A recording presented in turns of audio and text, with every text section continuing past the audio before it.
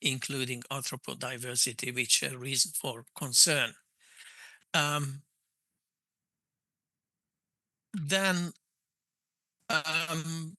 our toolkit, when we talk about ourselves, entomologists, we traditionally use methods which kill the study subjects, museum collections, but also most methods we use in everyday practice. These are lethal methods.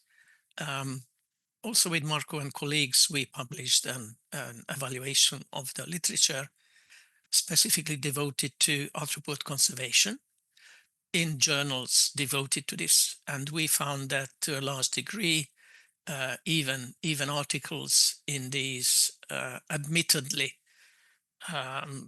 insect conservation journal, especially when the focus is not a single species.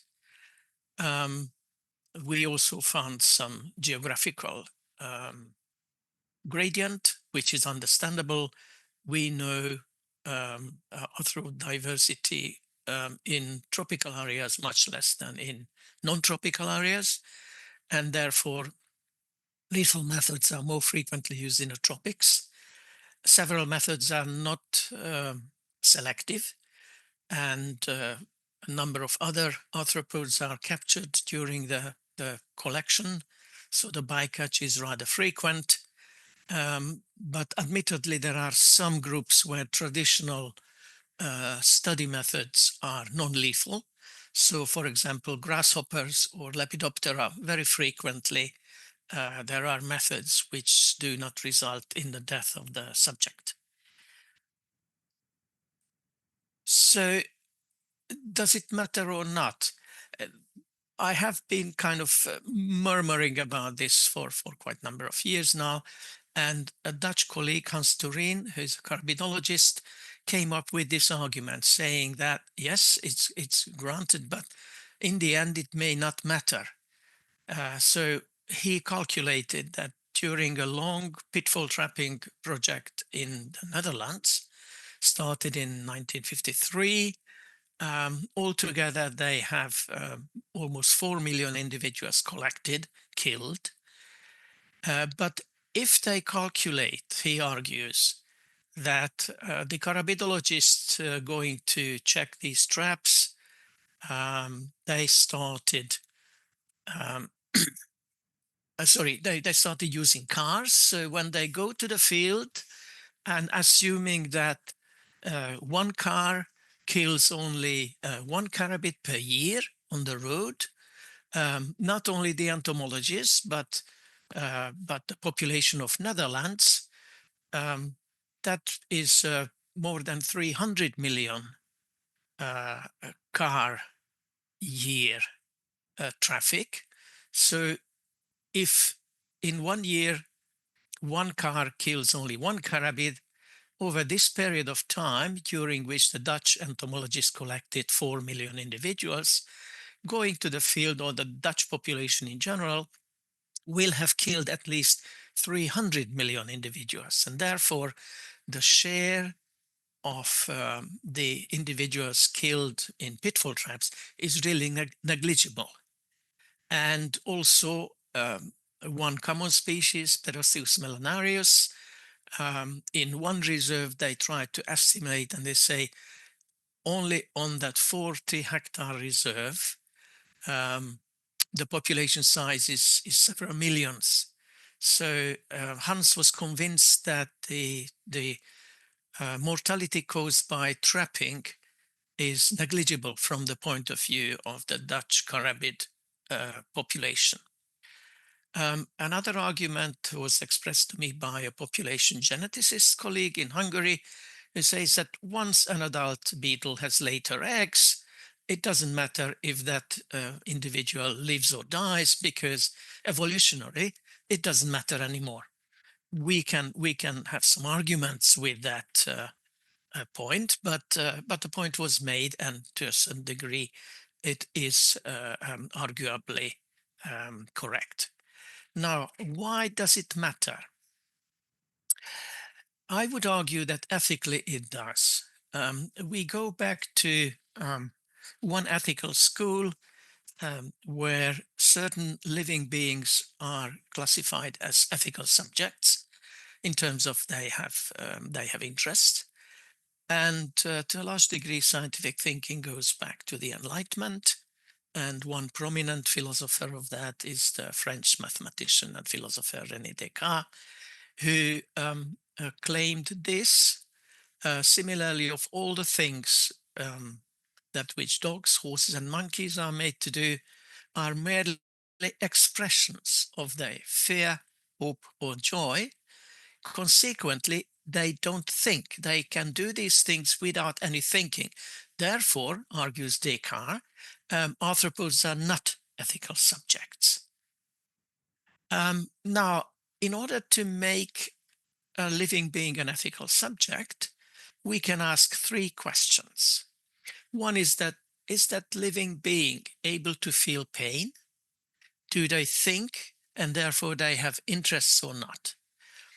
By illustration here, I put two salticid spiders from Australia, recently discovered about 2 years ago, which are wonderful. So just to show you some of the beauty of arthropods. But the first question, there was a influential review in 1984, reviewing the knowledge of that time. The conclusion is that arthropods do not have the neural mechanisms to feel pain. Therefore, at the time, the answer to the first question was no, they don't. However, recent evidence questions that. I will indicate two recent papers here. One from, I think, one of the journals from Royal Society. It's 2022, where the conclusion is that insects have a mechanism for nociception is sensing pain, and that's similar to molecular mechanisms like observed in vertebrates. Therefore, the conclusion is that they do have the physiological mechanisms to feel pain. A more recent paper, PLS Biology in 2023, they admit that the negative evidence, so that insects do not feel pain, is weak, but there's also positive evidence, and therefore several insect groups plausibly can feel. So I think we can modify our reply to the first question. Arthropods plausibly can feel pain. The second question is about thinking. Do invertebrates think? And these are just two examples. One is you see that spider in the middle of its web, and the spider can repair the web if it's damaged. However, the damage is completely unpredictable, both where does it occur and to what degree the web is damaged. Yet the spider can repair it, and repair in a way which is not haphazard. So that is a challenge which plausibly can be solved by a certain type of thinking. And the bee orientation also, as you see the sequence that that the bees also show a spatial orientation during the orientation flights, and that also assumes that they can do this task only if they have some sort of perception of abstract concepts. In short, what we call thinking in human terms. So probably the answer to the second question should also be arguable yes.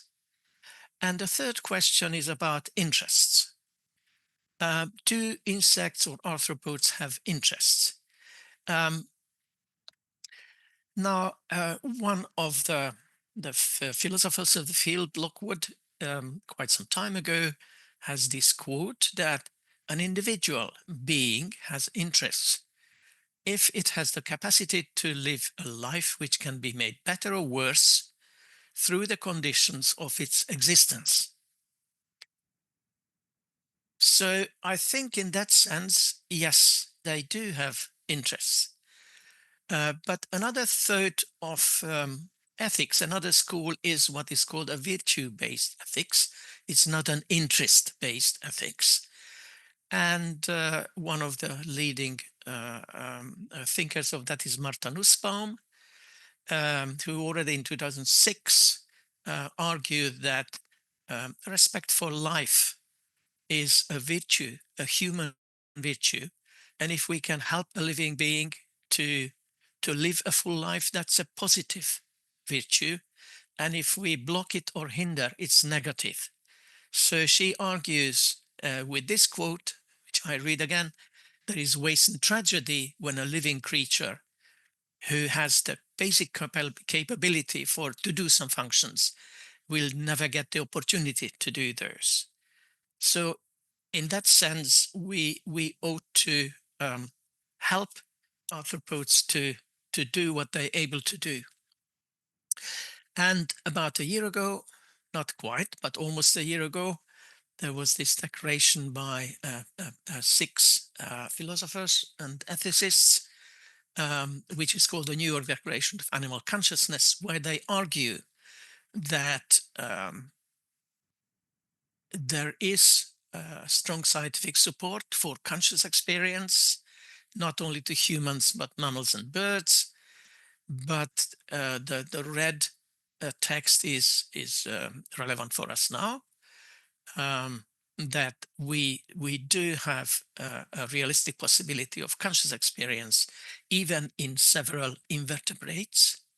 And number 3, if there is this realistic possibility of conscious experience, we do wrong, we act wrongly if we ignore that possibility, which is used during the life of that animal. So there is an increasing realization that we ought to care about these things. So I think in summary, what I can say in answering the question of the title of this presentation is that that arthropod decline is happening. That's a real phenomenon. We do have some conservation efforts, but these are limited. We as professionals have to convince the global population that conservation is worth doing, and all non-human living beings are target of this. We also have increasing evidence that arthropods may be sentient or conscious. And if we continue to use the traditional methods as entomologists, we cannot effectively argue for conservation. We cannot be exempt, even if our impact is not serious. It doesn't add too much to the already massive negative impacts. Ethically, we're not credible if we cannot follow what we preach. And because our methodological toolkit is traditionally lethal, it is a challenge, an admitted challenge, to develop and using non-lethal methods. We do have some non-lethal methods, but it's definitely needs improvement and certain fields developing. And I think we could be helped if we would be pushed a little bit. So both journals and research funders could prefer us to use non-destructive methods if available. And if not, then we ought to justify why we cannot use these methods. So with that, I thank you for your attention. And if there are any questions right now, please ask them, and we can have a discussion. Thank you. Thank you again.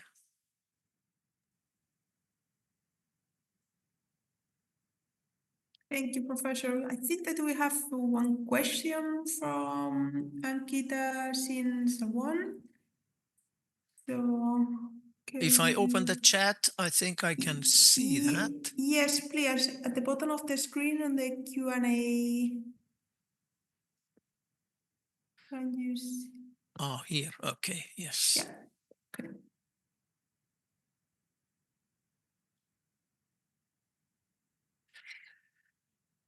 Okay, the first question from Ankita Sajwan. Can we say that land use changes also affect the insect diversity? And if I click answer live, yes, I think that's land use changes are one of the most important activities. That includes, converting original habitats, grasslands, and forests to agriculture fields. Urbanization is a land use change which has very large impact on arthropod diversity. So definitely we can say, and we have ample evidence that land use changes do affect arthropod diversity. So I hope this is done. And the next question from Muhammad Musa Khan. What is your thinking that insects can think? Well, one of the slides, you remember the spider web and the bee orientation. They do it. That's indirect evidence that they have abstract concepts which they use. So, for example, a spider cannot memorize the setup of the web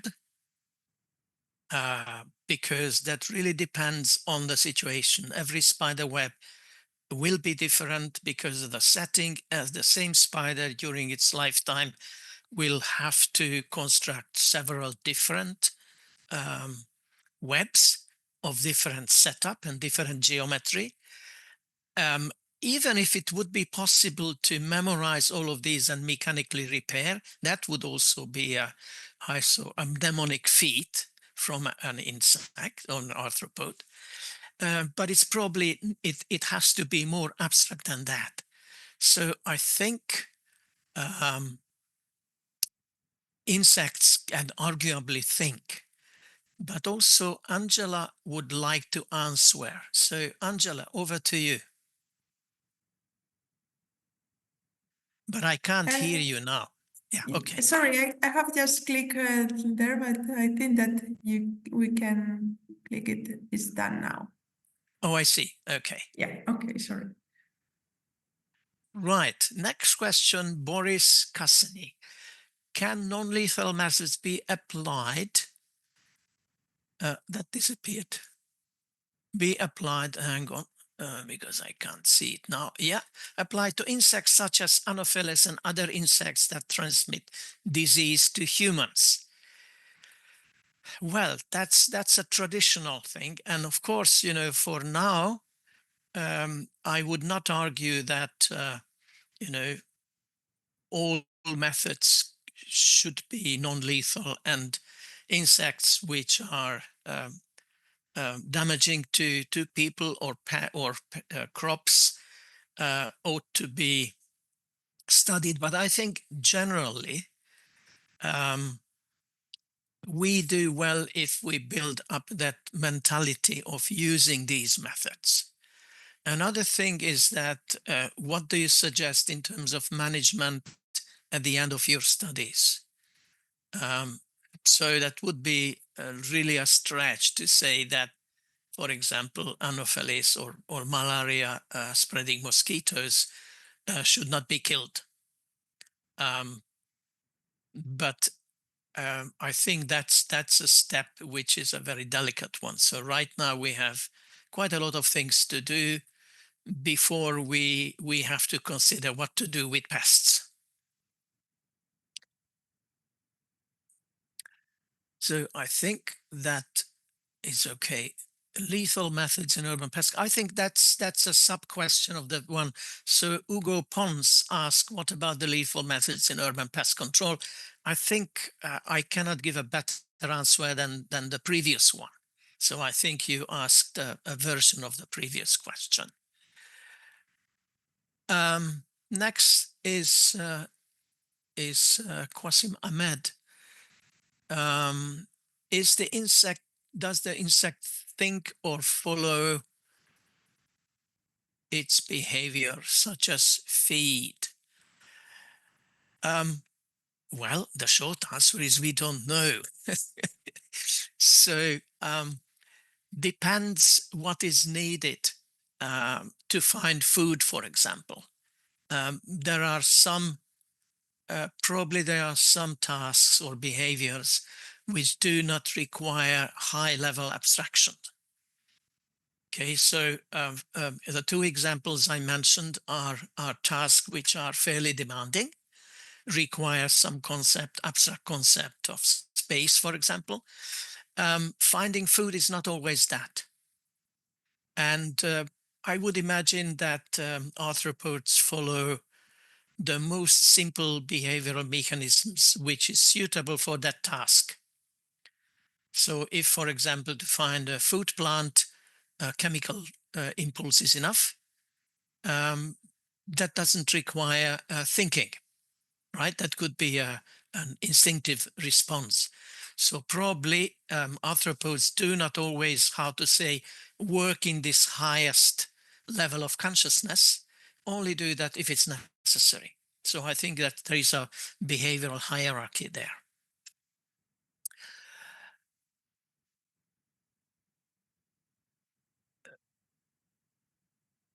Okay, the next question is Luis Lazo de la Vega. Okay, I can see the full name.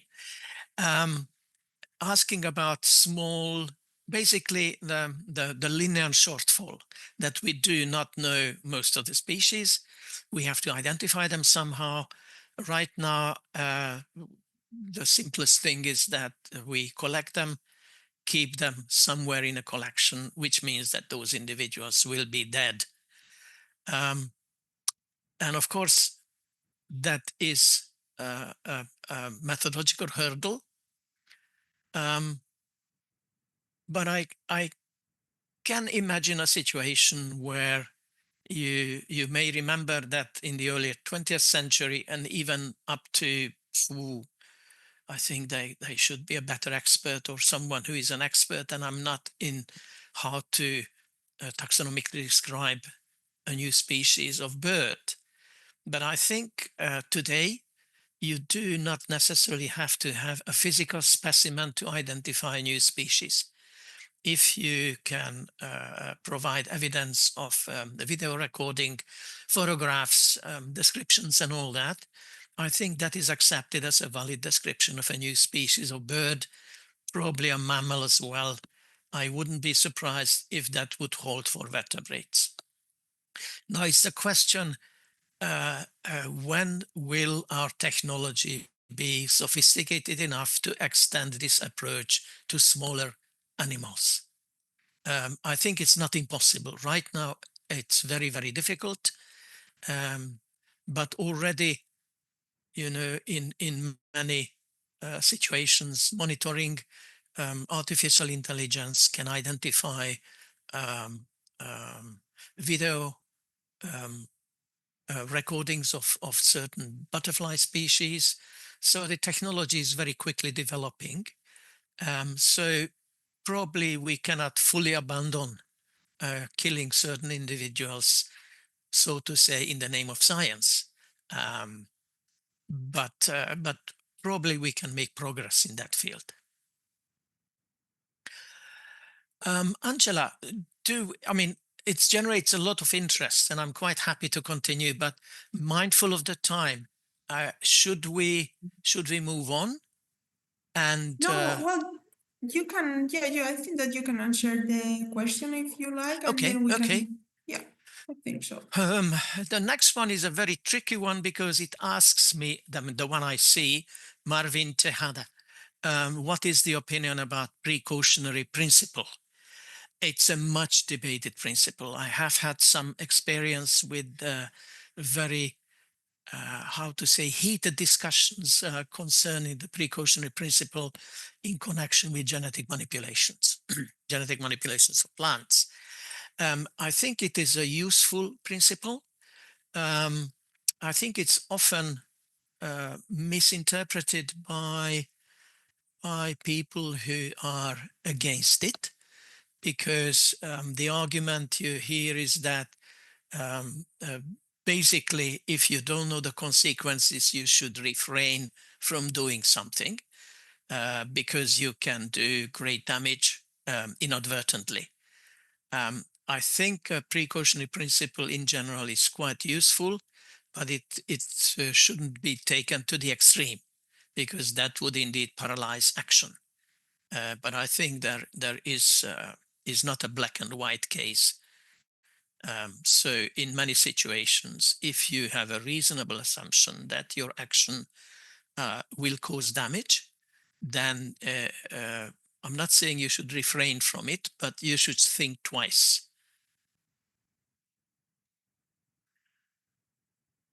Tibor Magura. Hello, Tibor. Thank you for joining. What non-lethal method could be proposed to assess the arthropod fauna of a habitat? A full fauna is quite difficult, but in many restricted groups, it can be done. And with Tibor, we shared several articles on ground beetles, and ground beetle monitoring can be done video, probably not yet at the moment, but once the artificial intelligence connected to video surveillance is more sophisticated and cheaper, then several species can be easily monitored by using this. A general arthropod fauna, probably it's quite a challenge because you know, even today we don't have a single habitat where a full biodiversity survey has been done by any method. So I think asking for a full faunal diversity survey by non-lethal methods is a little bit analogous to trying to run before we can walk. So I think once we developed any method by which we have a good understanding of the full biodiversity of a habitat, that is still to be achieved.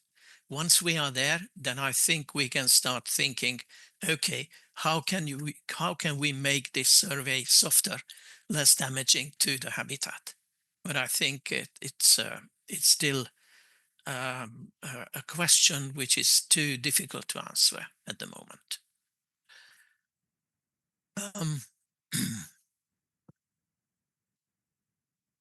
Anonymous attendee. Oops. Oh, we have quite a lot. I think this was answered. Who goes answer?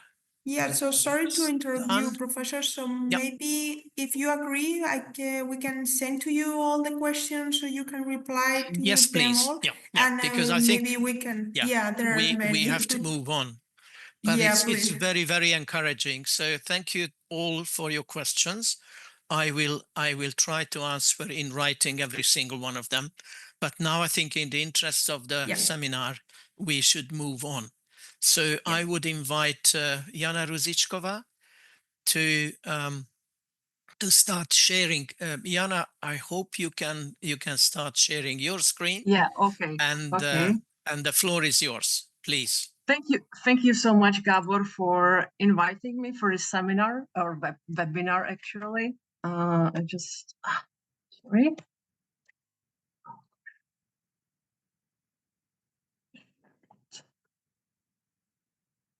So I hope you can see my presentation. Great.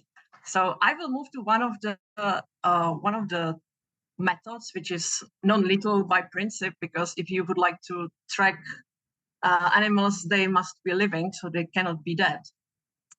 And so movement itself is a fundamental driver of the structure and dynamics of populations, communities, and ecosystems.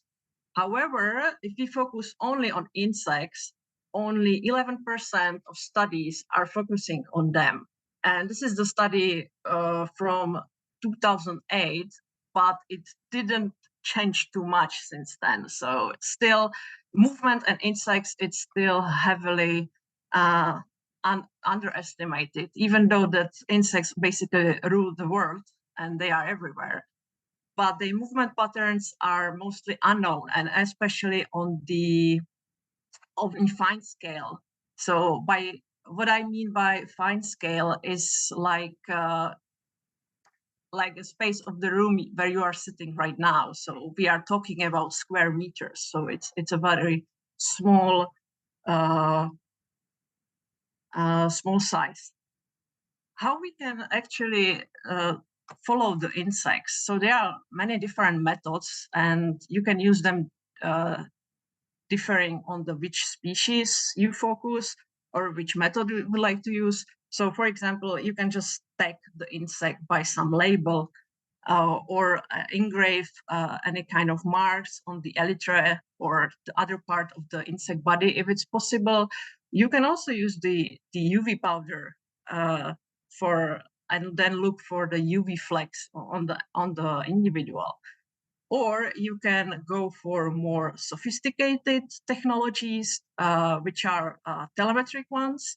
There are like 3 different main types. RFID, which means radio frequency identification, then harmonic radar, and the final one, it's a very high frequency radio telemetry. I would be able to talk for hours just about these 3 methods, but this talk will be just about the last one, about the radio telemetry, which is the method I have the most experience. If you never heard about radio telemetry, maybe you know it from tracking the vertebrates like lions or zebras and so on, who receive, and these animals receive usually some kind of collar, and then they are tracked either by researchers in the field or by GPS. But for the insects, situation is slightly more difficult, but the main how to say, technical details are the same. So first you need a transmitter, which is like a small device which you attach on the insects of your interest, and this small transmitter emits a signal of the specific frequency. And then what you need as a researcher or someone who follows insect in the field, you need a receiver, which is something like a small radio where you put this exact frequency which the transmitter emits, and then you have a large antenna and simply follow the insect in the field. And you can do it like every couple of hours, every single day, depends on the battery life of the transmitter. For these small ones, which are usually used for the insects, we can talk about 1 or 2 weeks. And finally, at the end of your research or your field, you can have a nice map of many individuals you track. So here on this picture, as an example, you can see trajectories of 21 ground beetles which move at the edge of the forest, which is the gray one, and the meadow, which is the white one. However, attaching a sophisticated equipment on the insects or on the beetle doesn't automatically mean that you will obtain relevant biological information.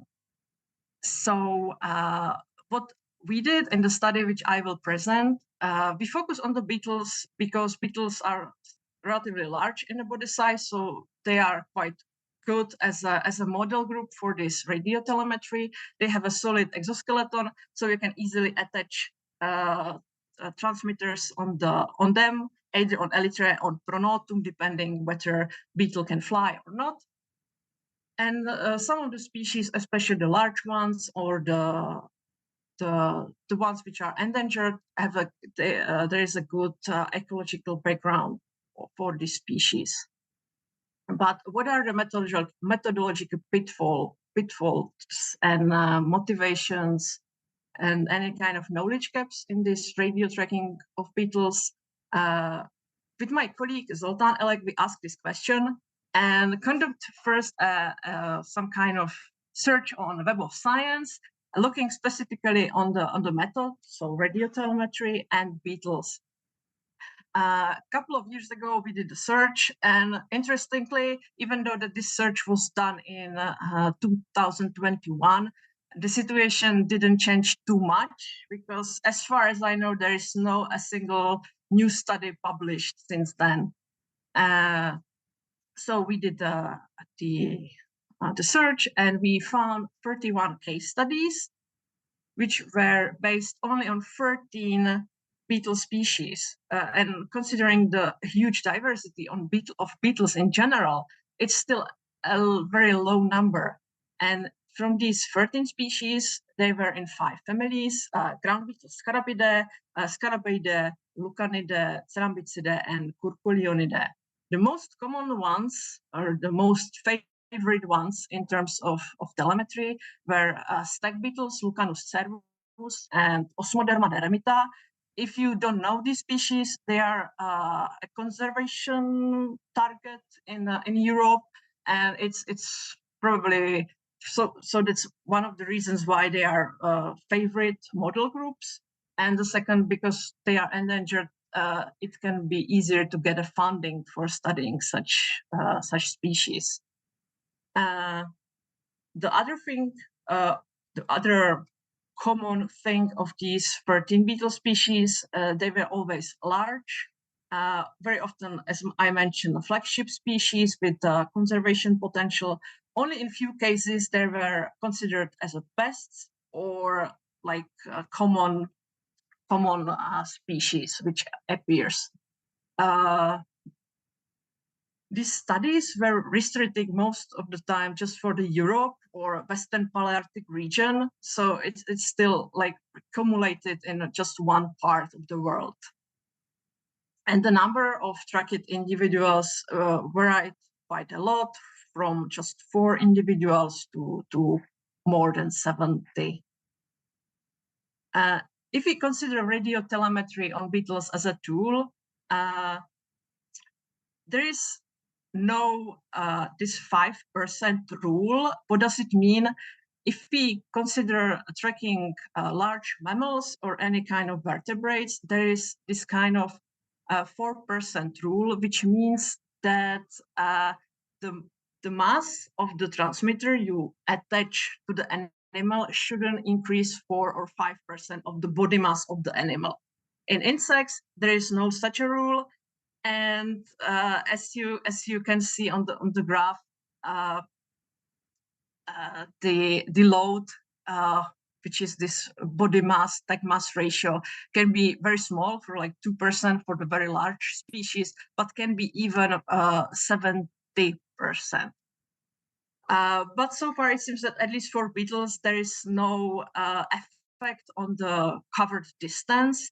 But we don't know what happened with the behavior, because so far there are not such studies whether transmitter and its attachment can actually somehow affect the behavioral patterns of beetles.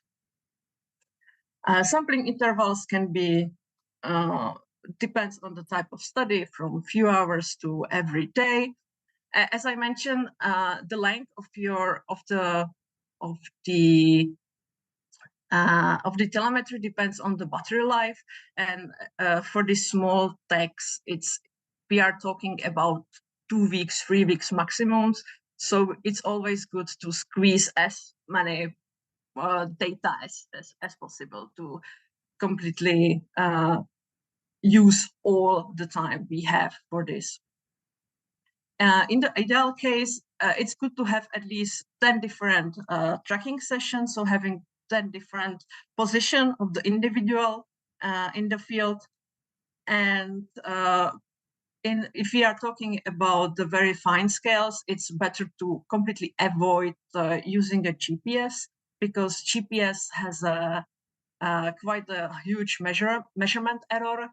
I'm talking about GPS like this handheld devices like Garmin and so on, or your phone, because sometimes it can happen that you find the animal in the field and you would like to somehow make a point that, okay, the animal is here on this spot, and you need somehow to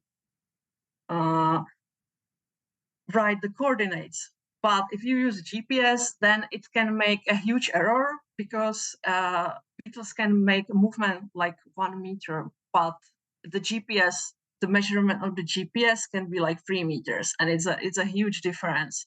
So in this case, it's better to use compass azimuth and simple measuring tape for tracking insects and their trajectories.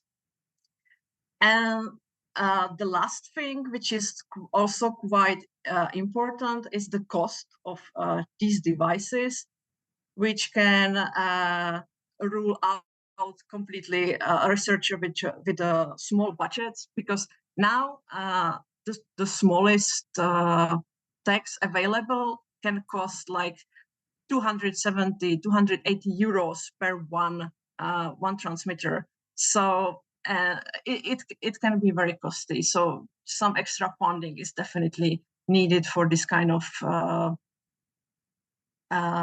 research.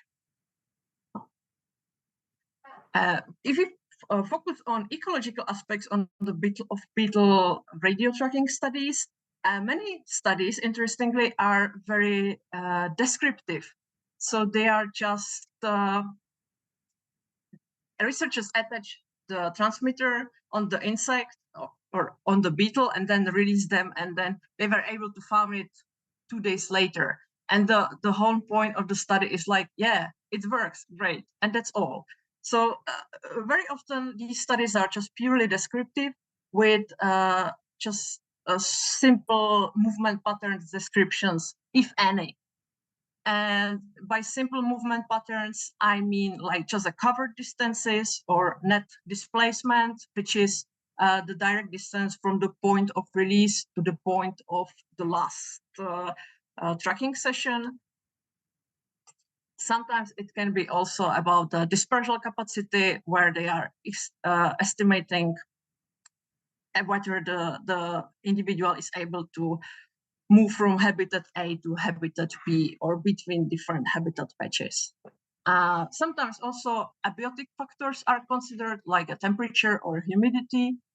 And about habitat use, it's always good to consider the trajectory itself. I mean, the shape of the trajectory. Maybe you remember this map. I showed it on the second slide, but it was slightly different. And quite often this kind of trajectory evaluation is done just by eye. So there's just a visual evaluation of the shape of the trajectory. But there are more sophisticated methods, like hidden Markov models, which are able to actually separate one trajectory into different states or two different types or 3 different types. It's up to you how many you define. And for example, here on this map, as I mentioned, they are different individuals of one of the ground beetles. And here 5 different trajectories are colored by different colors. And if we check the largest one, which is nicely visible, you can see that some parts are blue and some parts are orange. The blue parts are considered as a directed movement, so it's some kind of migration from point A to point B, while the orange ones or the yellow ones are so-called random walks, which usually are sign for foraging or mating. So simply something happened on that spot and the individual is interested to be there. And this kind of division of the trajectories can be done, this hidden Markov models. And then you can work more with this kind of segmenting of the trajectory. So you can count how many or how big is the proportion of the random walks and directed movement in a different type of habitats. And then you can say that, okay, there is some kind of habitat preference because this species forage more in this type of habitat than the other type of habitat. And what about the individual movement and other community-based methods? Like, can individual movement replace these community-based methods or not? Or what is the status?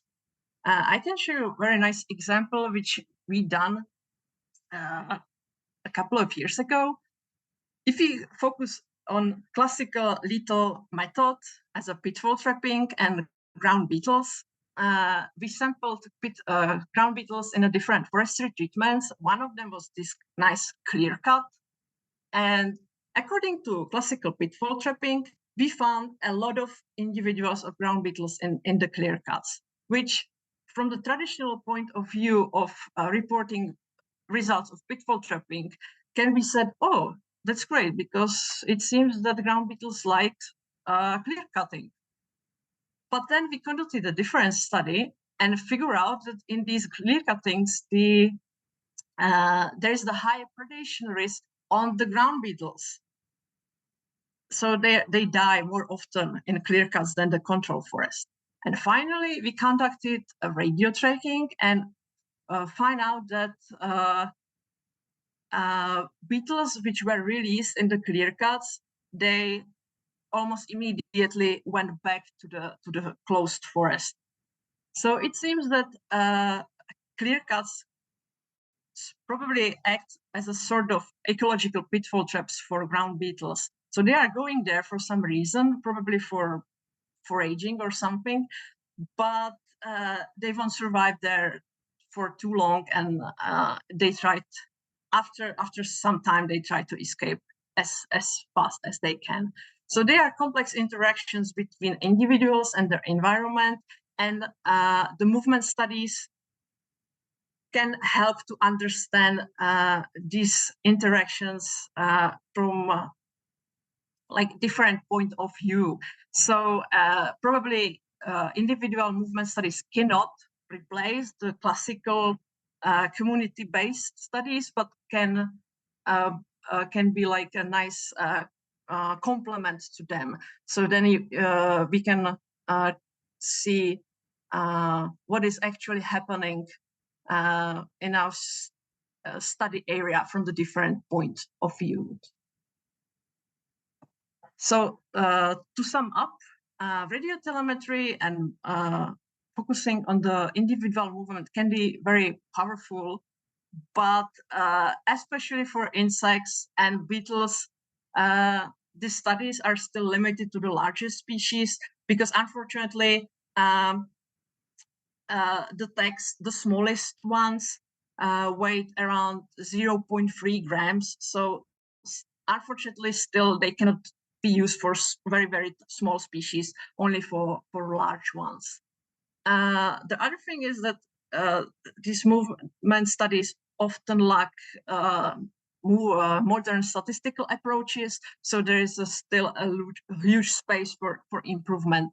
And also, what is still missing are long-term studies.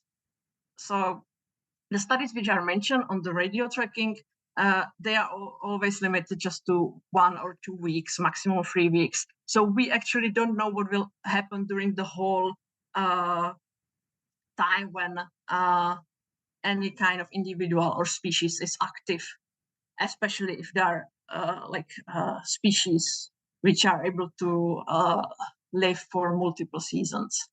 So movement studies have a strong potential to complement rather than replace community-based studies and measures in ecological research.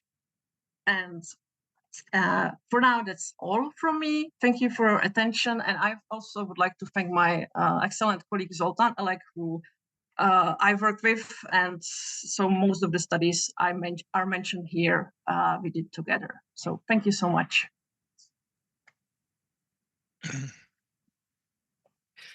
Okay, thank you very much, Jana. If you look at the question and answer, yeah, I see. I think when I left, it was standing at 16. So if you scroll down, some of those could be yours. So please have a look. I'm just checking. One from the anonymous attendee at 9:45. I think that could be 9:45. So yeah, I see. How can we adapt these fancy tools to track small insects such as mosquitoes? Well, it would be great, but unfortunately, it's still absolutely impossible, because mosquitoes are very small, and this method is still only for large insects. I mean size like at least couple of centimeters, and the weight around one gram at least. So unfortunately, it cannot be used for insects for now. Maybe in future it would be great, but yeah. Okay.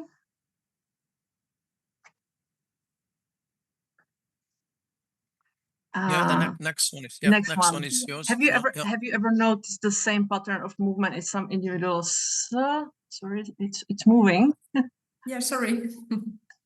Okay. Of the same species located in the same field habitat. There is a huge variability between individuals.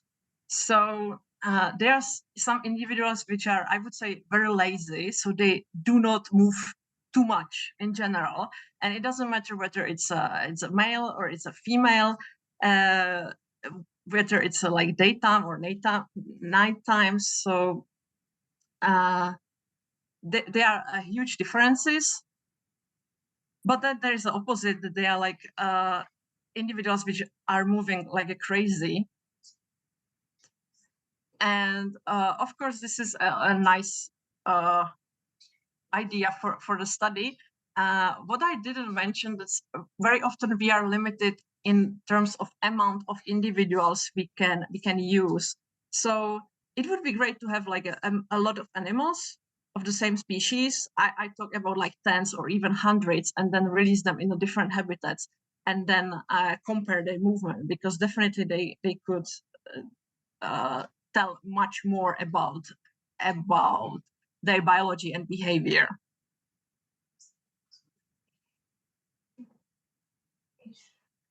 What happens if the market insect is eaten by predator? That's a good question. It can happen, of course.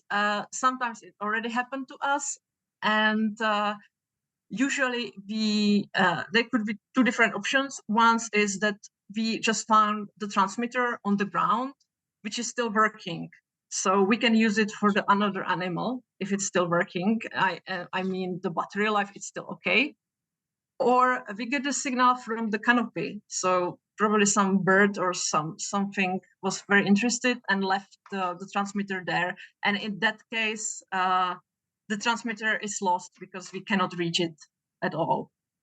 And of course, sometimes it can also happen that the individual completely disappear. I mean the signal, so we cannot locate it anymore, so it's also completely lost.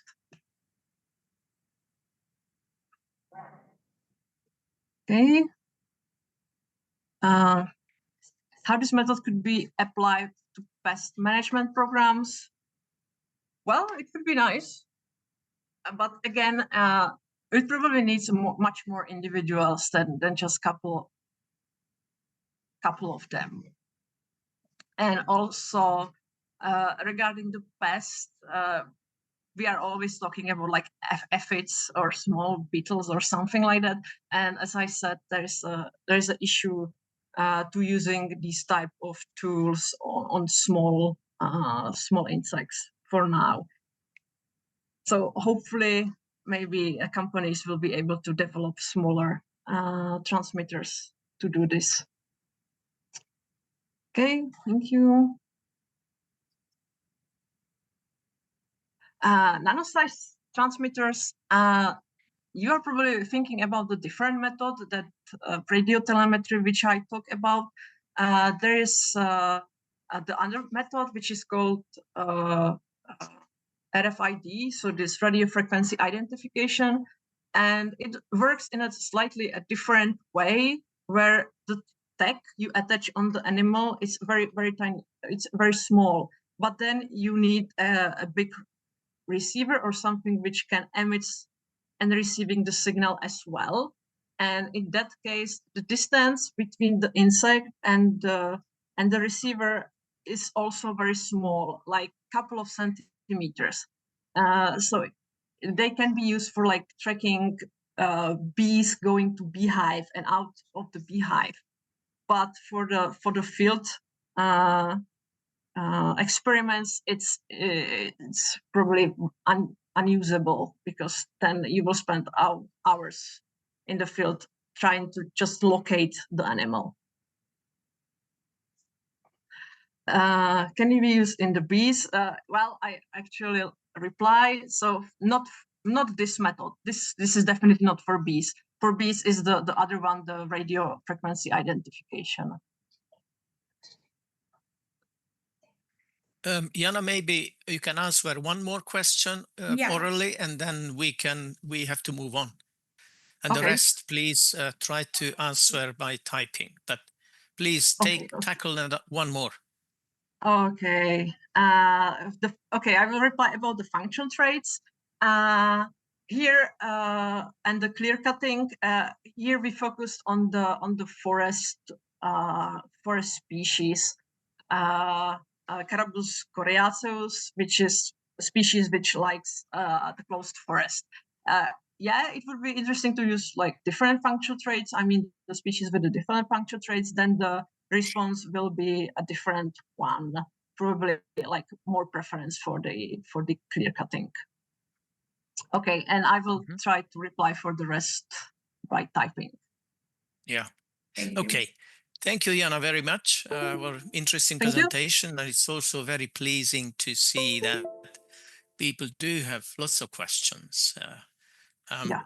So thanks. Now I would invite Craig Perl to give the next presentation. So Jana, if you can stop sharing your screen, and then Craig hopefully will be able to share his. Let's try. I think I already, Okay, it's being done. Okay, so Craig, please, the floor is yours. Thank you so much. Hello everyone, I'm Craig. I'm currently a postdoc at the University of Stirling. I'm an entomologist, but I find myself in an aquaculture department at the moment, which is a bit of a strange change for me. But I'm going to talk to you today about ethical reporting in sort of historical entomological literature. This was work I did while I worked for the Insect Welfare Research Society. If you're interested in the stuff we're talking about today, or this work in particular, highly recommend that you check them out. Insectwelfare.com. Still doing my plugs. So for a session which is talking about non-lethal methods, I'm going to be talking about a lot of lethality today, but hopefully by the end of it, it will make sense why I'm doing so. Okay, so the basis of this project was sort of asking these questions that we've kind of touched on already about sort of research ethics and what is okay to be doing to these animals. Sorry, I'm trying to get rid of some of this stuff so I can actually see what's going on. There we go. Okay, that's a bit better. So treating animals ethically when we are researching on them is generally, like, I think generally important, but there are three things we can kind of pull out from this that might impact us and the kind of research that we do. So these are the impacts that it might have on the reproducibility of science, animal welfare, putative or otherwise, and what our relationship is with the public. So for people who are more used to working with sort of vertebrates or even human subjects, reporting certain ethical information is actually quite normal. Whereas for entomologists, because insects, or I should start talking about arthropods actually, because for arthropods there are no sort of legal protections or ethical frameworks that are generally in place. We had this idea that maybe the sort of reporting norms that we have in entomology might differ from some of these other fields where the reporting of certain ethical information is much more common, in some ways actually enforced. And so again, like I said, there's this worry that by not having these frameworks in place, the research that we do could eventually lead to problems with public trust, difficulties with animal welfare, and might have an impact on the reproducibility of the science that we have. So again, just to reiterate some of the things that we've kind of touched on already, there is no scientific consensus on insect sentience, but it does appear as if the dial is shifting somewhat in favor of insects being able to feel pain and being able to suffer. So I just want to reiterate, we don't know, but this research should be done. And I think there is, like I said, evidence that that insects might actually be able to feel some of the pains that we thought they couldn't feel in the past. And this is kind of relevant because when reporting on what exactly you've done to these animals lends itself to this precautionary principle that we talked about before. So in this context, it simply means that, if we gather evidence at a later date and we become confident that insects do in fact feel pain, and we are very certain about this, if we treated them as if they could feel pain before, then we have done minimal harms. Whereas the flip side of this is that we kind of assume that insects don't feel pain. If we do find out at a later date that they do, then we have, potentially done something ethically quite dubious. And so the precautionary principle here relates to the idea that maybe if we treated insects as if they can feel pain, that might be better than assuming that they don't. And so to touch on some of this evidence about insect sort of capacity for insect pain, this is a figure from a review by Matilda Gibbons. And it looked at the sort of behavioral and neurobiological evidence in favor of insects being able to feel pain in these 6 different orders. Particularly in the Diptera and the cockroaches, they found extremely high evidence for the potential for them to feel sentience. And in the other orders where they found less evidence, a lot of that, as you can see here, was because there was no research done. It's not that they found evidence that they don't feel pain, it's just that we haven't looked yet. So, there is some evidence here that insects we are beginning to shift our views on this. And it's not just us who are shifting our views.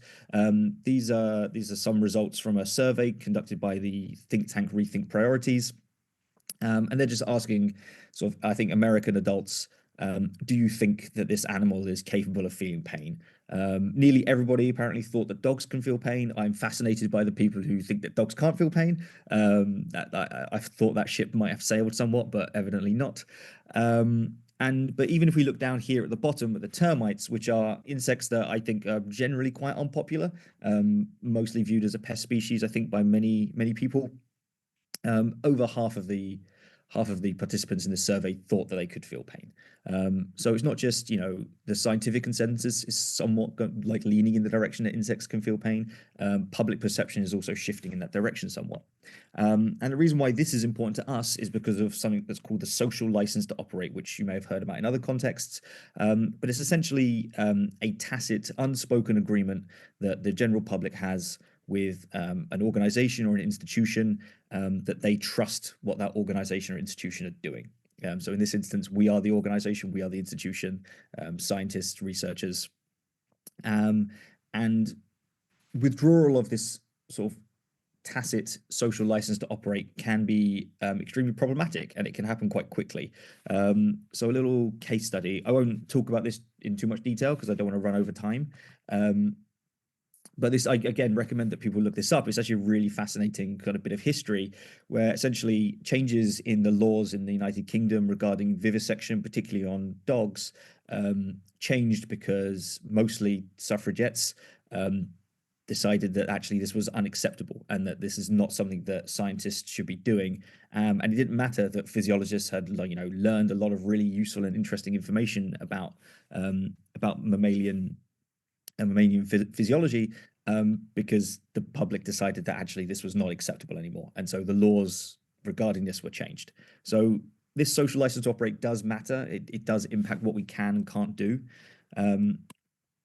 And for the last point, just to illustrate this very briefly, we also could talk about impacts on reproducibility. So this graph here is showing the impacts of different types of anesthetic on different phenotypes in Drosophila. And we can see here that, for example, if you look at the acute section graph A, we can see that exposure to cold, a cold anesthetic, I should use this in quotation marks, I'll talk about that later, affects the behavior of adult Drosophila. So after they've been exposed to this anesthetic, their activity decreases. And you do not see that kind of decrease in behavior with, say, the isoflurane or the sevoflurane, these halogenated ethers that are also used as anesthetics.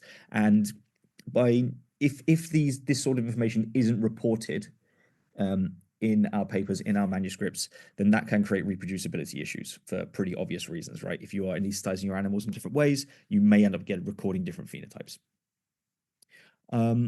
Okay, so like I said before, we're kind of interested in how how different types of ethical information were reported in entomological literature, and we kind of focused in on 2 of these 3 R's. So the reduce, refine, replace are very sort of fundamental frameworks for treating animals ethically in research. Again, not necessarily well utilized in entomological literature, as we will probably find out, but we didn't look at the replace so much. We were kind of focused very much on reduction, so statements and information in papers that would indicate that the number of animals that we used in experimentation were kept to a minimum, and refinement, so looking for information where animals, where they were used in experiments, the amount of suffering they may have been exposed to was kept to, again, kept to a minimum.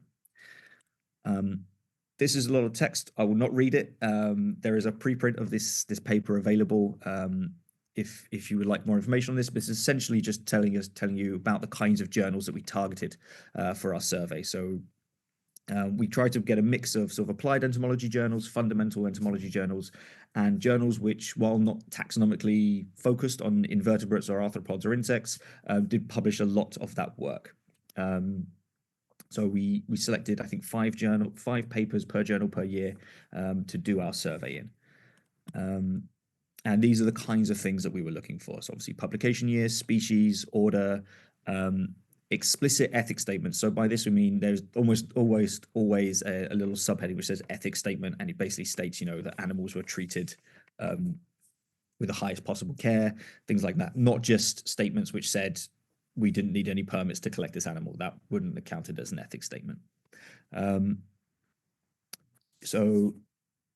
Significant handling, again, so things like dissection or any kind of surgery, you know, if this took place, were anesthetics or analgesics used? Obviously, did any animals die? And if so, is there a euthanasia statement? So, you know, is there an explicit mention of like an animal, like, you know, a statement, a phrase, a sentence that says an animal was killed in this way? Or if not, I'll come again, hopefully this distinction will become a bit clearer when I talk about the results. How did animals die, if they did die? And again, were anesthetics and analgesics used? So these were the kinds of things that we were looking for. We used kind of both an automated sort of scraping method, and I also did a lot of manual searching through the method sections of all of these papers, like sort of 1,300 or so. And again, like those methods are in the preprint, so I won't dwell on that too much. Instead, I will dive straight into our results. Okay, so first graph here is just showing the numbers of papers that where there was handling or death. So, like, you know, if you were just doing behavioral recordings, there may not be an anesthesia statement or an anesthesia method mentioned, but that would be okay because you're not interfering with that animal in any way. And this is so papers with death or handling in them. Did they talk about an anesthesia method, and if so, what was it? We can see here by a vast majority, most papers did not state that they used an anesthesia when they were killing an animal, or when the animal was undergoing some kind of invasive handling. I'm going to repeat this probably a few more times, but it's worth pointing out at this juncture, this does not necessarily mean that everybody isn't using anesthetics when they might do or might need to. This could be a reporting issue instead, right? So it could be that people are using anesthetics, but they're just not saying so in their papers. Other things worth pointing out here, that the most commonly reported method was chilling, and this isn't actually recommended by invertebrate veterinarians as a method of anesthesia. I think, again, I could be wrong here, but like I believe it's to do with the fact that cold itself can be noxious. Like this could be very unpleasant for an insect. And so cold is not strictly considered an anesthetic, even though it is like extremely commonly used throughout, like, you know, throughout entomological research. Like I have used cold as an anesthesia like many times. Okay, so moving on here to sacrifice methods. So this will be explicitly saying that an animal has been sacrificed. And again, freezing is very, very common here. And then the second most common category is not given. So it was specified that the animal died, but they didn't necessarily say exactly how this happened. Many of these instances will be sort of an indication that, say, an animal was caught or trapped, but the exact specificity of how it was killed wasn't discussed.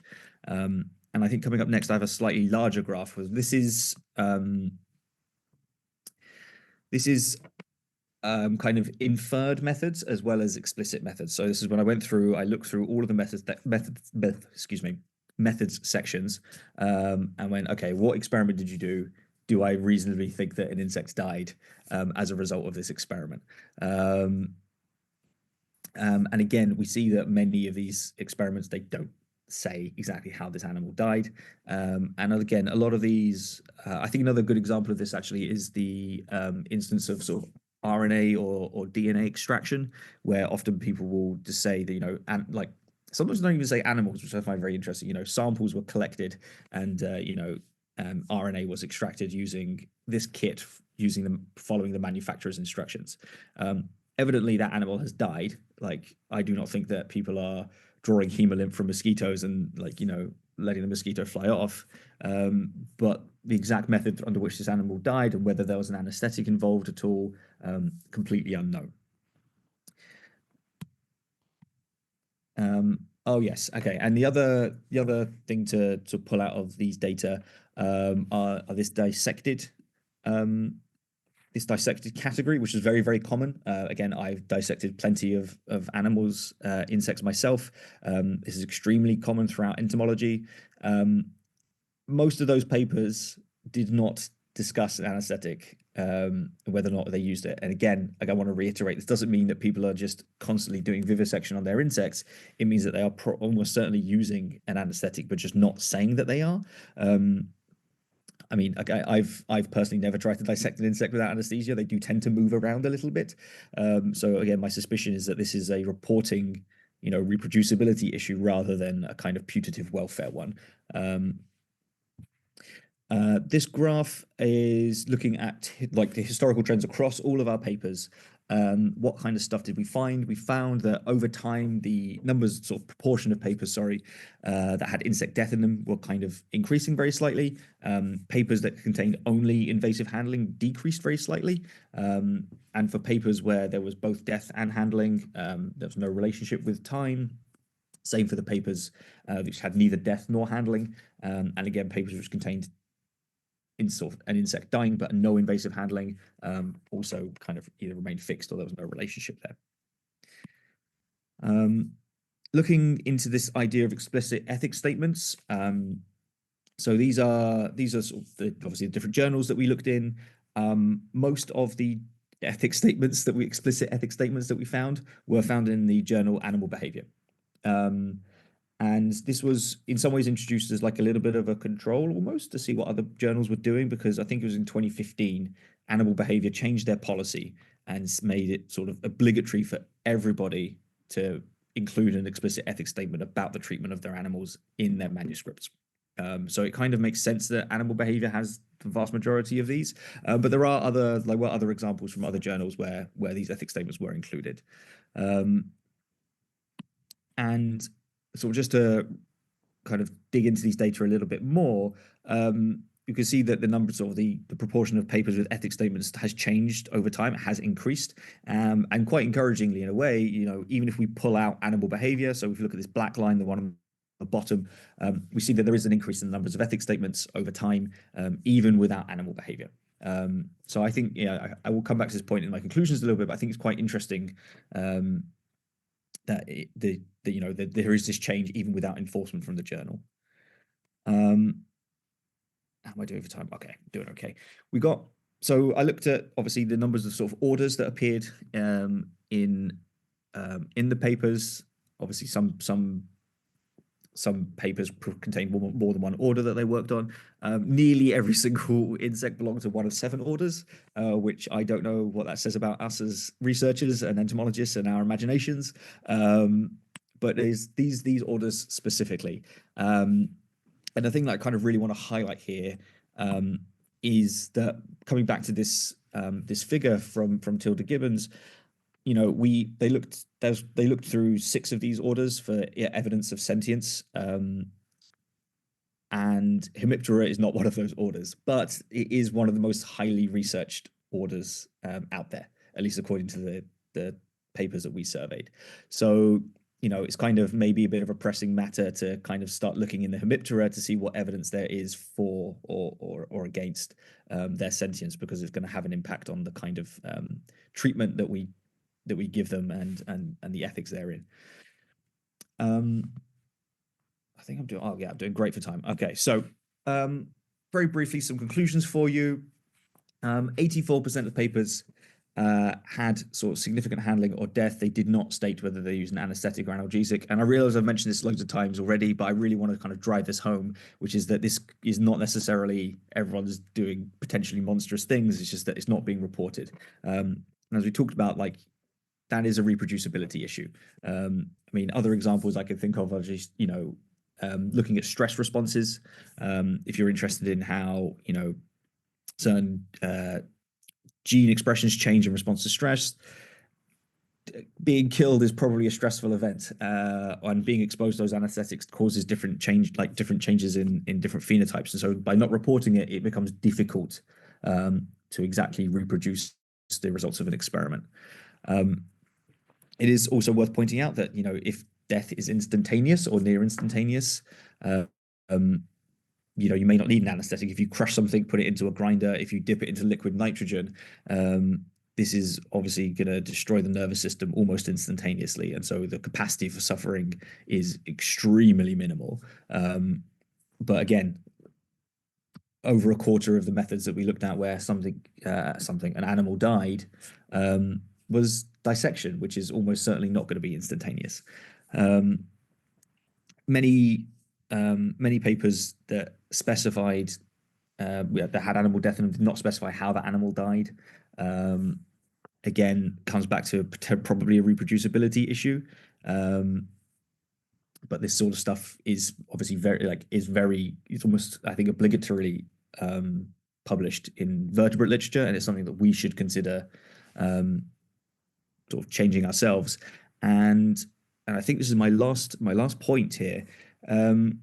That's this increase in explicit ethics statements, and I think this has a wider implication for our reporting and our treatment of animals in our care and the animals that we're researching on, which is this this change in policy from animal behavior. When I looked through for ethics statements in animal health, like I said, I think it was 2015, but I could be misremembering. But I think I found only 1 year where every single one of the 5 papers that we looked at in animal behavior had an explicit ethics statement, which is interesting because they're policies that every single manuscript does. And I'm not trying to like call out animal behavior here or anything. I think it's a reflection of the fact that any changes that we would like to see in our research community has to come from us. You know, top down, and this is a broader point, I think, for insect or arthropod welfare in general, which is that, you know, I do not necessarily think that top-down enforcement of these things is the way to change stuff. I mean, partly, I guess, in some ways, the journal itself, like, you know, we're the authors, we're the referees, we're the editors. So, you know, unless we as a community are enforcing these standards, say for explicit ethics statements, that change isn't going to come around just because, you know, a journal or a university says, oh, you have to do this. I think these changes kind of have to come from us as a community. And I think, yes, I think that's it. So this is the preprint. We're hoping it will be out in press very soon. I would like to obviously thank mostly the Insect Welfare Research Society for, you know, employing me for a period of time and allowing me to do this work. I'm, like I said before, I'm at the University of Stirling, so thank you to them for hosting me right now, and to these other institutions who gave sort of funding and people. Thank you for your attention, and I will gladly answer any questions you have. Okay, thank you, Craig. That was great, and thanks for keeping the time. I see the question and answer box. At least 2 questions could be yours. Can you please scroll down and check on your Yeah, let's have a question look. answer box.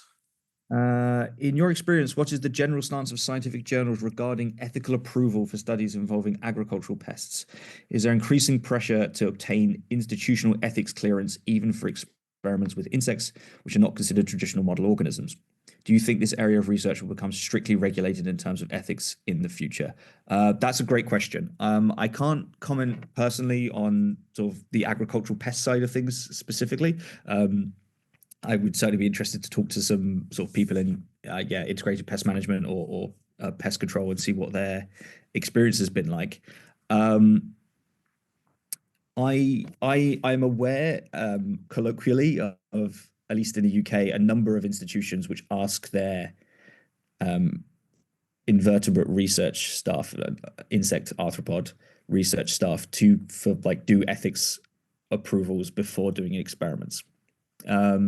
So this is kind of happening in a way already. This pressure to obtain institutional ethics, not necessarily from journals, but from universities, which I think is, again, very, very interesting. I don't necessarily think it's a bad thing, but I think in some ways I think it can be a bad thing. And what I mean by that is that a lot of the time it seems from talking to colleagues that the forms and processes that people are being asked to go through are just ported directly over from mammalian work. So it's asking you the same questions, asking you to adhere to the same frameworks as you might do as if you're working with mice. This is unlikely to be appropriate. Insects are very different from mice, at least in my experience.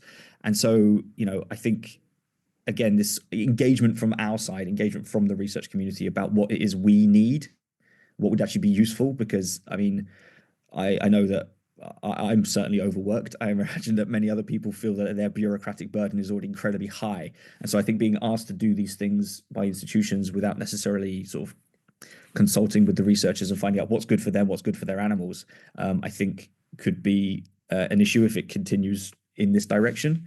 I don't know if this area of research will become strictly regulated in terms of ethics.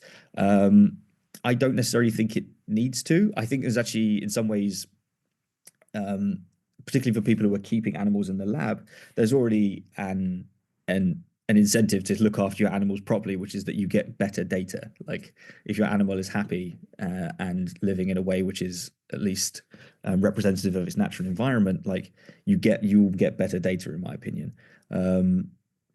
So my honest answer to that is I don't know. I personally do not wish to see things like heavily regulated. But at the same time, if these things are done properly, I don't necessarily see there being an issue. So, if you think about the medical research community, where obviously a lot of their work is done on, like I said, mice, it could have happened, but I'm personally not aware of anyone who's wanted to do any vital medical research, things that would benefit humanity, and they've been told, no, you can't do that. What they have been told is you need to look after your animals properly. You need to take some, statistical methods into consideration to minimize the number of animals that you're using, and you need to make sure that they suffer as little as possible, which I think are kind of reasonable, and things that we should be considering doing anyway. Okay, I got. Yeah, you got another one. Got another Alessio, one. Alessio Savian. Oh, yeah, it does shift around, doesn't it? Okay. I got across a very well-done report on animal welfare concerning sericulture in Rethink Priorities. Do you have any thoughts on this very particular topic? End customers are getting more and more concerned about supply chains, but my opinion is that if you consider sericulture on the whole, it could have a positive impact on the environment, germplasm banks for silkworm and mulberry preservation, land management, mulberry tree plantation. Just to be honest, I am part of the game and working to restore sericulture on a small scale here in Italy/Europe. Oh, thank you for being honest about your biases there. Yeah, I don't know, actually. I don't have any thoughts on this very particular topic, but I'd be interested to find out. I don't actually know very much about sericulture, unfortunately. I'd be interested to learn more. I don't know what welfare practices are in place, or I mean, assume there are none. I don't know, but if you are, as someone who's trying to restore sericulture, interested in Silkworm welfare. I will once again plug the Insect Welfare Research Society, which will have people who will be able to help you build frameworks for assessing insect welfare, particularly in farm contexts. Like, they are very interested in, particularly in insect farming. So I will dodge that question slightly and like direct you to insectwelfare.com once again. Okay, good. Thank you very much, Craig. I think, good discussion and good timekeeping. So we can, I think, move on, and then I can ask next and last speaker in this morning, Marco Ferrante. So if you can, Craig, you could stop sharing your screen, and then Marco can possibly take over. I think he already did. Marco, thank you. The floor is yours then. Gábor, can you hear me well? Yes, it's okay. Oh, all right. Thank you very much, and thank you again for the invitation here.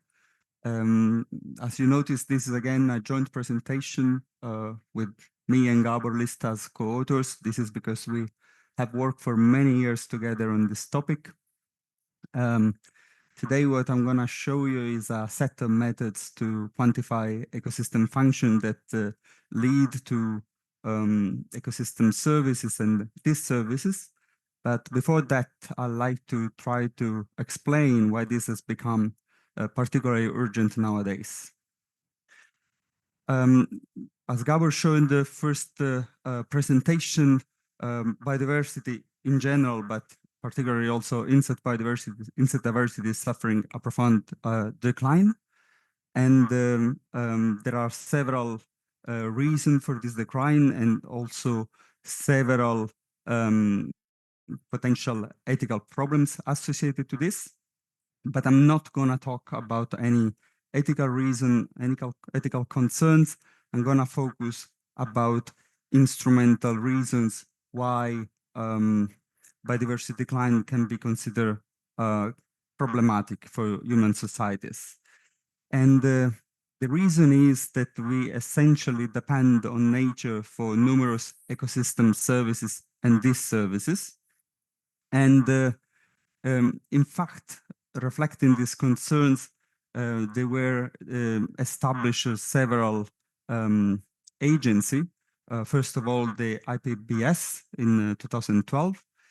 And this intergovernmental panel had a focus not only on biodiversity, but also on ecosystem services. More recently, the United Nations inaugurated also the decade for ecosystem restoration.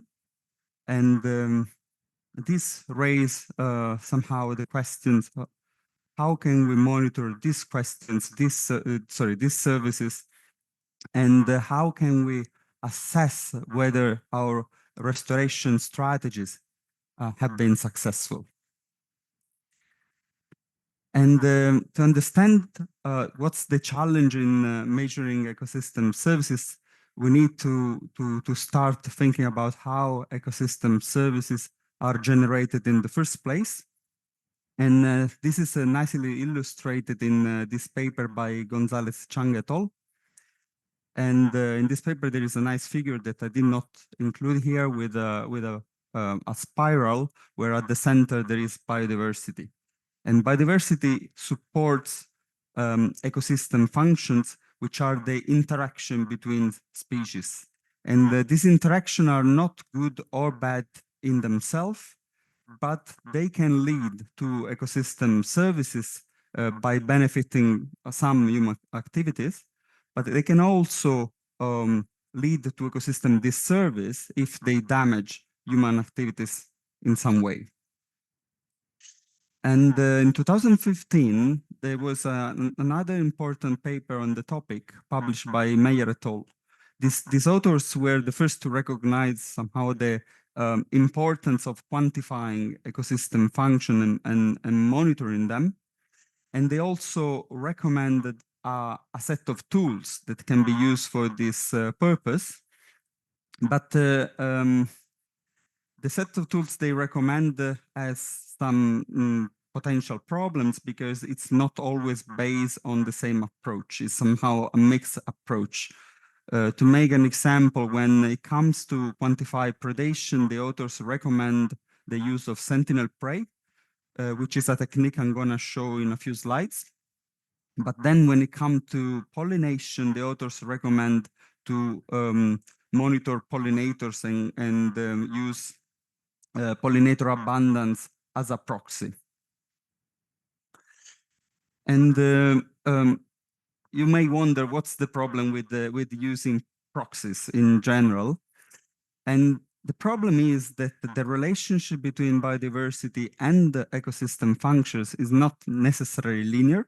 It's been debated for many decades. We know that it's most of the time a positive relationship, but it's very, very difficult to link an increase in some biodiversity indicators with an increase in a particular function. And this is particularly evident when we think about ecosystem services provided by insects. For example, if you double the number of predators that you have in a certain habitat, this does not necessarily result in a twofold increase in predation rates.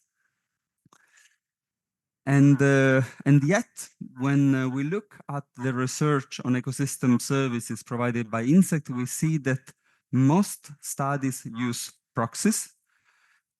This was based on a review paper published almost 10 years ago, but I don't think this is has changed so far.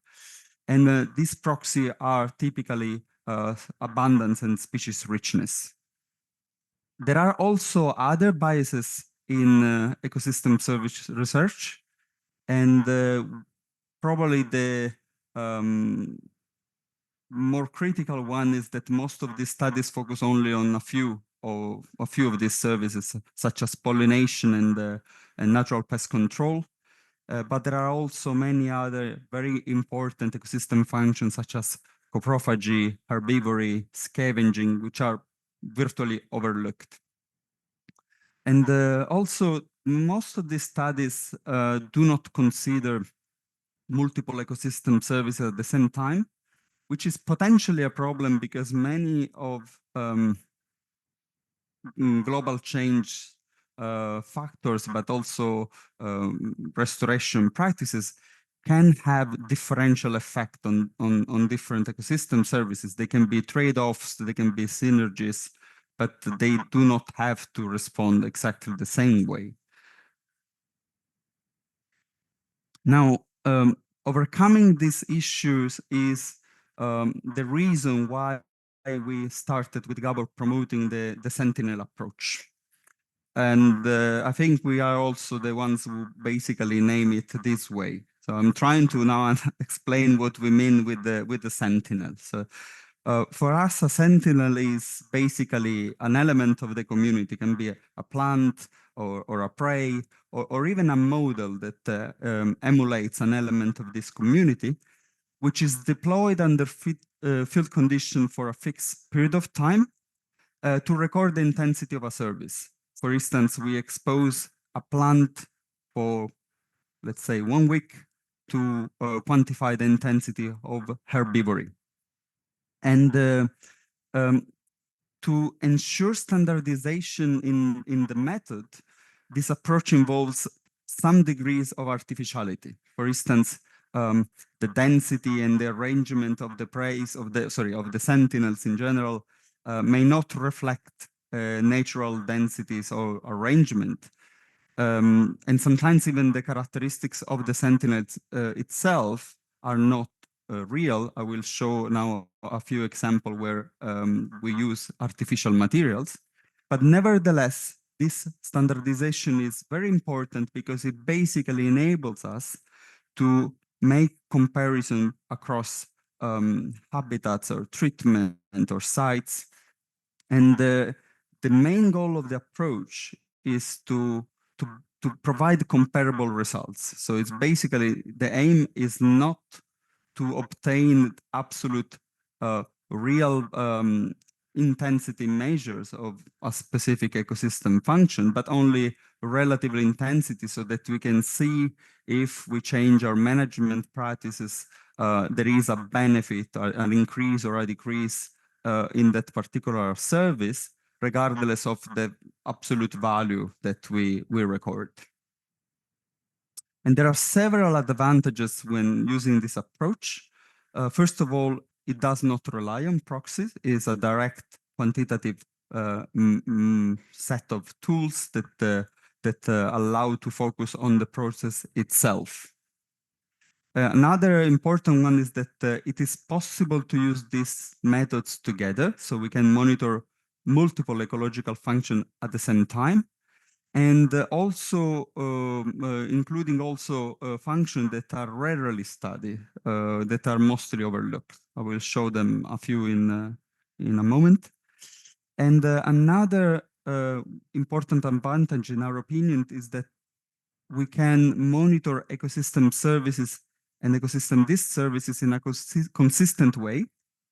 We say symmetrically. For example, going back to the example of predation, if we expose a pest, we can measure predation on a pest, and this translates into pest control, which is a service. On the other hand, if we expose a natural enemy and we measure predation on this natural enemy, this is integral predation, which can be considered an ecosystem disservice. So in this sense, we mean symmetrically. Of course, this symmetry does not exist for all ecosystem functions, but for many, it's there. And another reason, and also the reason why I'm presenting here today, is that these tools that I'm going to show are all non-destructive, so they do not harm the same organism we would like to protect and support, and they're also cost-effective. The first I'm going to show is predation. I'm going to show 10 ecological functions. Now, for predation, we recommend using sentinel prey. They can be real or artificial. And these that you see in the picture here are artificial prey made of plasticine. They are sometimes called dummy caterpillars. They were described in 2009, even though they have been used for several decades around the world for answering many interesting questions. And the method is not new. We also publish a couple of papers already where we provide recommendation for best practice. Essentially, we expose these artificial prey, these dummy caterpillars, under field condition for most of the time 24 hours. We recommend 24 hours. And then we collect them to see how many of these caterpillars have suffered attack rates. And it is possible to monitor the activity of different predators, both vertebrate and invertebrate predators, because these prey are rarely consumed because they are fake. And they have the great advantage that it's possible to identify the predators by the mark they leave on the plasticine. For instance, here on top you see a V mark, which is typical for birds. Here in the middle you see a mandible bites, and on the bottom you see typical teeth marks left by rodents. And there are already a few photographic bite guides out there, so if you are interested, it's easy to learn how to identify different predators. Moreover, they can potentially use together with cameras or DNA analysis if having a more precise identification is important. Another ecosystem function is parasitism, and the parasitism can be monitored using virtually a very similar approach. Again, sentinel prey, but this time they have to be real.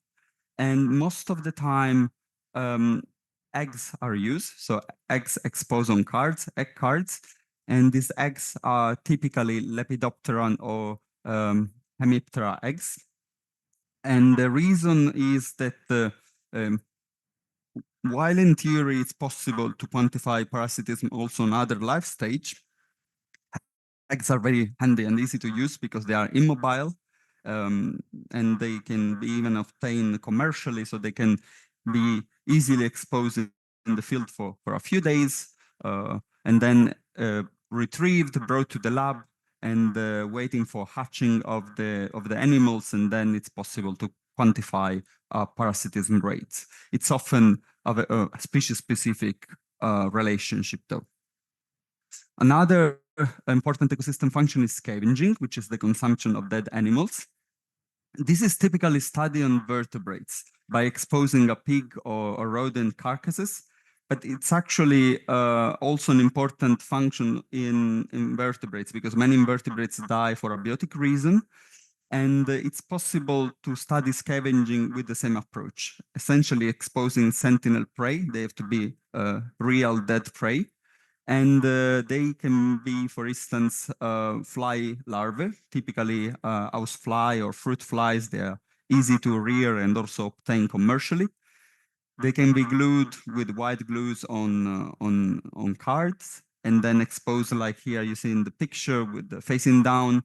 And then they have to be checked very frequently, because scavenging is a very fast function, especially when ants are present. So every 1 hour or 2 hours, and then it's possible to quantify the scavenging rates. Another function is decomposition. Here I'm showing a picture of tip bags. I'm gonna explain it in a moment. I just want to say that there are both invertebrates contribute to decomposition, but also microbes. So we are a little bit expanding here the taxonomic range we cover. Decomposition is typically quantified using litter bags with fresh leaves or dead leaves, and these are either buried in the soil or exposed on top of the soil for several months, typically. But because litter bags have a lot of, there can be a lot of difference, also the leaf species, the stage of the leaves. Several authors recommended using tip bags instead. And they develop tip bag index, which was described in this paper here. It relies on using commercial grey and rooibos bags. And basically, these bags are weighted before being buried in the soil for at least 3 months, better if longer. And then they are retrieved and weighed again after drying. And it's possible to basically quantify the mass loss this way. And it's particularly suitable for microbial activity. In fact, it's been kind of criticized because it neglects macroinvertebrates such as termites, which are very important in tropical regions. But it has the advantage of being well standardized. Another important ecosystem function is coprophagy, which can be measured exposing basically, here we call it sentinel dung, but it's basically a known amount of dung in the field, typically cattle dung or pig or even human has been used, and is exposed for 48 hours, and then it's quantified the amount that is being consumed, so by weighting the final dry weight again. And since most type of dung also includes a component of water, it's important to use also a control to standardize the water loss due to evaporation. Another important function is herbivory, and there are several types of herbivories. Here I'm just going to show 2 types. Herbivory can be studied using phytometers, which are sentinel plants grown under standardized condition and exposed in the field. And typically, a phytometer is a plant that is widely accepted by herbivores, could be, for instance, lettuce. And we personally use it exposing the plant for about 1 week, and then collecting it again and assessing the percentage of damage on the leaves. And this can be done in different ways, can be done visually after some training, specific training for herbivory quantification. Can also be done using taking photographs and using software, image software such as ImageJ or Fiji. And there exist also some apps, like there is one called LiftBite that can be used to quantify herbivory. However, both the photographs and the use of image software and the apps have some challenge when the leaves are not completely flat, because the shade sometimes are misinterpreted as a damage. So the technique has to be improved and also the results checked. Another type of herbivory is fruit consumption that can be measured in a similar fashion than predation using sentinel fruit. These that you see here are also made of plasticine. The photo I took it from this paper here. So artificial fruit exposed under fair condition, typically for the same hours than artificial caterpillars, 1 day or 2 days. And then it's possible to quantify the percentage that has been attacked or that disappeared. And this is not a very well-studied ecosystem function. It's not very common. Another uncommon ecosystem function, understudied ecosystem function, is plant infection that can be studied using sentinel plants. These are basically exposed in the field for weeks or months, and then they are retrieved. And it's possible to quantify the percentage of leaves that have been infected or the amount of the leaves that is infected. And this can be done again visually or with photographs if we want to be more precise.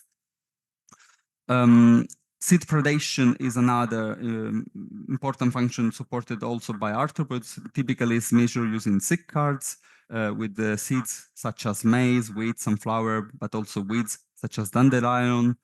And when we use maize or wheat, which are crop seeds, we consider this seed predation as an ecosystem disservice. But if we expose wheat seeds, and predation on wheat seeds is considered a service. And these seeds can be glued on Tupperware or Petri dish or in sandpaper, and they're typically exposed for 24 or 48 hours, and we calculate the percentage that is attack or disappear. And it's also possible to use certain mesh around the, for instance here, the Tupperware to distinguish the contribution of bivertebrates and invertebrates. And here the last ecosystem function I'm going to show is pollination that can be used also using measure using phytometers. Typically plants that do not that they are reliant on animal pollination, so that they are self-incompatible, but also self-compatible plants such as strawberry can be used because strawberries improve the dimension of the fruit when they receive animal pollen from animals. And the technique is basically similar to what I showed before. So the plants are exposed when the flowers are open, ready to be pollinated for about 1 week. And then they are brought in the lab or in a greenhouse. And then various measures are recorded, such as the seed set, the fruit weight, and the quality. So of course, each of these methods has its own specific methodological challenge. For instance, tea bags are not always easy to find after they are exposed for several months in the soil. Scavenging is very demanding because the scavenging cards have to be checked very frequently. Dummy caterpillars do not measure predation by predators that attack moving prey or that need real chemical cues. This is kind of normal, that every method has its own shortfalls,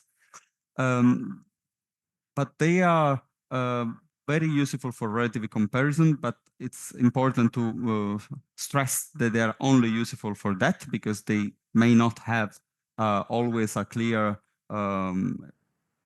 value in absolute sense, and also they do not often provide species level information. Just want to mention briefly that Gábor and I have been invited to write an article on this approach, and we hope it will be published soon. And if you are interested, please check the coming issue of Methods in Ecology and Evolution. And to conclude, I just want to mention that these methods are not a replacement for the traditional biodiversity monitoring. We see them providing complementary information, and we recommend to use them together, other methods. we think they have a great potential for this rapid assessment that we need nowadays to be able to track this early warning of global change and also to assess the effectiveness of our restoration efforts. Thank you very much. Thank you very much, Marco. That's a very good summary. Sorry if I was a bit... no, that's okay. If you can scroll to the questions, I see at least 3. The first one is at 11:51 by Hugo Pons. Yeah. Okay, so please, if you can react Yes. to those. Are we adding microplastic to nature with false sentinel prey, with artificial sentinel prey?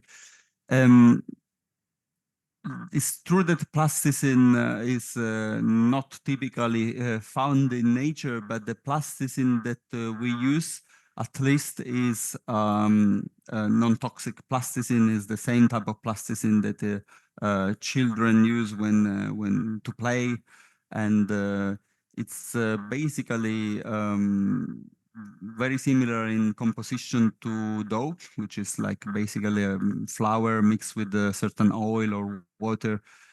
So it's true, it's not a natural substance, but it's also at least expected not to be toxic to and affect these prey.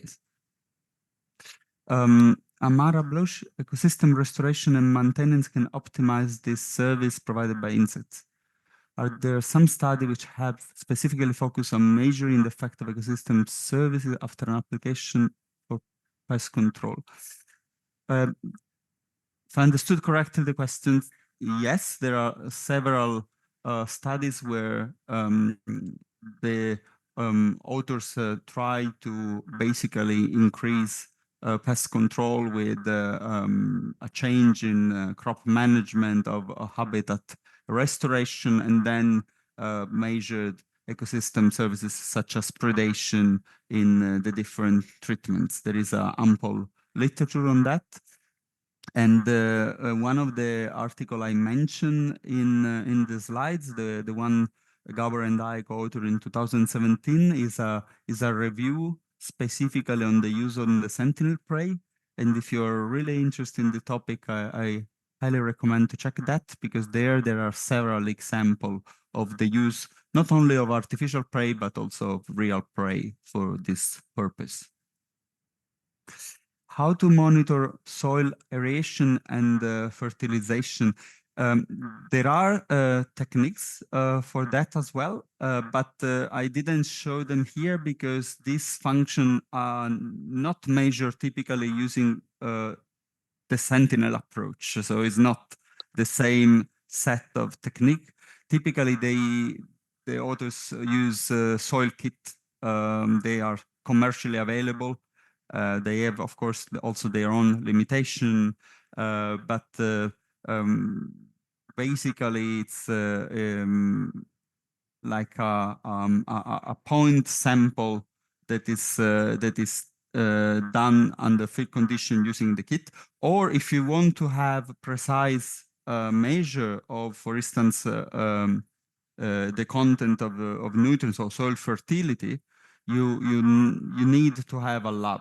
You need to take a soil sample and bring it to the lab and doing specific chemical analysis under laboratory conditions. So I didn't talk about this ecosystem function, not because they are not important. They definitely are, but just because they do not fall within the sentinel approach rationale, so to say.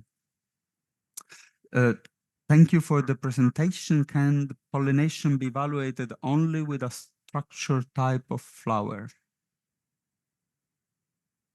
I'm not sure I understand the question, but pollination is typically assessed by measuring the outcome of pollination, which could be considered to be the seed set, or sometimes even the fruit quality, as in the example of the strawberry. I'm not sure what you mean with the structure type, but it's basically the method that we recommend. I mean, this is not what other authors recommend. So many other authors use proxies to evaluate pollination. So basically, they consider the number and the diversity of pollinators in an area as a good indicator, and probably this is not totally wrong in a way, but you also have to consider that some pollinators are nectar robbers, so they will not pollinate anything, and some others may not be how to say good at transfer pollen just because it's visiting a flower. This is another problem. Sometimes you also observe pollinators on flowers, but this is not proof of pollination. So we, for this reason, also recommend to focus directly on the outcome of the service. You guys asking, have you considered Marco, replacing? maybe Yeah, you sorry. can answer this Hugo's questions, please. Yeah. And then I think if there are any Sure. more, then we would reply in writing. But please, Yes, I will. reflect Yeah. to Hugo's question as the last Yeah. one. Can I? No, yeah, please do. Yeah, okay. Is Hugo is asking if we consider replacing our plasticine with another degradable material. Although plasticine, I think the one we use is degradable, but it's possible to use dough. Pasta, no. But other type of doughs are possible and have been used as well. Yes. Yeah. Okay. I think Angela, I think we covered all. I mean, all the presenters were done, and I think it's 12 o'clock, 12:06. So perhaps I can just very briefly close. Yes, and with a promise that we will answer all the written questions. So thank you very much for the interest and for the presentations. Obviously, and I would like to stress that this is just a selection of the possible non-lethal methods. We didn't talk about use of video, the use of artificial intelligence, the use of environmental DNA for monitoring, and lots of other things which are possible. So really, it was just some sort of few pointers about the rationale. Why should we try to increase the use of non-lethal methods in entomology? And Craig mentioned several very good reasons for doing that, for reporting, and it's not only ethical, it's practical. It influences data quality, and of course, you know, even in radio telemetry, there are many other methods which Jana mentioned. So don't take it as a sort of exhaustive view, but I hope that these were mostly, you know, a flavor of the range of methods which are available. So I think I'm convinced that these are very useful. Their use will increase in the future. And of course, it's a challenge. And as one of the questions to my presentation was that, of course, we cannot fully abandon lethal methods. And I think the question is to take a bit more care about justifying and carefully selecting the least intrusive and the least damaging methods, because generally I think we can conclude with a kind of big conclusion that we have sort of worked ourselves, collective like humanity, into a fairly precarious position by being rather active and sometimes very carelessly active. So stepping back and stepping a bit more lightly on the earth, I think is in our own interests as well as the right thing to do. So I think with that on my part, thank you very much for all the participants for attending, the questions, and also to you and the journal for organizing this webinar. And I hope this is not the last occasion that we can continue promoting. Is that so? Thank you to you, Angela, and Jana, and Craig, and Marco for joining, and again to the participants. Thank you very much, Professor Gábor, and all our speakers. We are so grateful to all of you and to all the attendees for joining us. So, well, I think that we can finish with the webinar. So wish you all a nice day or evening, depending on where you are. So thank you very much for attending and for your time. Okay, Thank you very again. much. Thank Bye. you very Bye, much. everyone. Bye-bye. Bye. Bye. Bye. Bye. Bye.